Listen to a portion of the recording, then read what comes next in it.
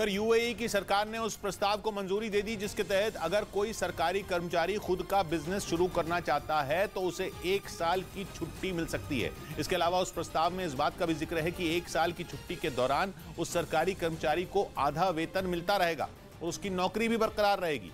यानी अपना बिजनेस शुरू करने के लिए 1 साल की छुट्टी मिलेगी, पूरा साल आधी सैलरी मिलेगी और नौकरी भी बनी रहेगी, जिसका मतलब यह कि 1 साल बाद कोई भी कर्मचारी पहले की तरह अपनी नौकरी पर लौट सकता है। असल में यूएई की सरकार ने बिजनेस में युवाओं की भागीदारी को बढ़ाने के मकसद से यह फैसला लिया ताकि वहां के युवा कारोबार के बड़े अवसरों का फायदा उठाकर यूएई की अर्थव्यवस्था में योगदान दे सकें। इस बीच श्रीलंका के खिलाफ होने वाली T20 और वनडे मैचों की सीरीज के लिए टीम इंडिया में विकेटकीपर ऋषभ पंत को जगह नहीं मिली, जिसकी वजह वनडे और T20 मैचों में उनके खराब प्रदर्शन को माना गया। ऋषभ पंत ने 2022 में खेले गए अपने 25 T20 मैचों में 21 से ज्यादा की औसत से 364 रन बनाए, जबकि 12 वनडे मैचों में 37.33 की औसत से उनका स्कोर 336 रन रहा। उनकी जगह वनडे टीम में केएल राहुल और ईशान किशन विकेटकीपर होंगे। वहीं T20 में ईशान और संजू सैमसन को यह जिम्मेदारी मिली। इधर उत्तर प्रदेश के महाराजगंज से हैरान कर देने वाला एक वीडियो सामने आया। वहां 2 मोटरसाइकिलों की जोरदार भिड़ंत हो गई। यह घटना उस वक्त हुई जब उनमें एक मोटरसाइकिल सवार सिलेंडर लेकर जा रहा था, तभी दूसरी मोटरसाइकिल से उसकी टक्कर हो गई। इस घटना का जो सीसीटीवी वीडियो सामने आया उसमें एक मोटरसाइकिल हाईवे पर जाती दिखी। जैसे ही वो सड़क के बीचों बीच पहुंची, सामने से आ रही तेज रफ्तार दूसरी मोटरसाइकिल ने उसे जोरदार टक्कर मार दी।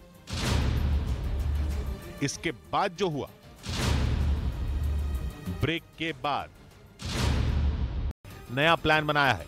उनके मुताबिक अमेरिका ने अपने देश में ही यूक्रेन के सैनिकों को पेट्रियट सिस्टम चलाने की ट्रेनिंग देने का फैसला किया है, जबकि इससे पहले उन्हें यह ट्रेनिंग जर्मनी या फिर यूरोप के किसी दूसरे देश में दी जानी थी, जिसमें काफी वक्त लगने वाला था, जिसके बाद यह माना जा रहा था कि यूक्रेन का रूस के सामने टिक रहना पाना आसान नहीं होगा।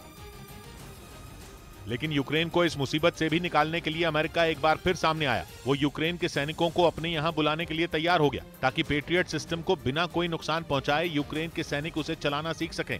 अमेरिका के इस फैसले के बाद यूक्रेन ने दावा किया कि अब वो 6 महीने से भी कम समय में पेट्रियट की तैनाती कर सकेगा। साथ ही यूक्रेन के विदेश मंत्री ने रूस के जंग खत्म करने की बात को एक बड़ा झूठ बता दिया। उन्होंने आरोप लगाया कि पुतिन तो जंग खत्म करने की बात कर रहे हैं, जबकि उनकी सेना मिसाइलें बरसा रही है। यूक्रेन ने दावा किया कि आने वाले दिनों में रूस के हमले रुकेंगे नहीं बल्कि और तेज होंगे। ईरान के मीडिया की तरफ से जारी किए गए एक वीडियो के जरिए इजरायल को खुली धमकी दी गई।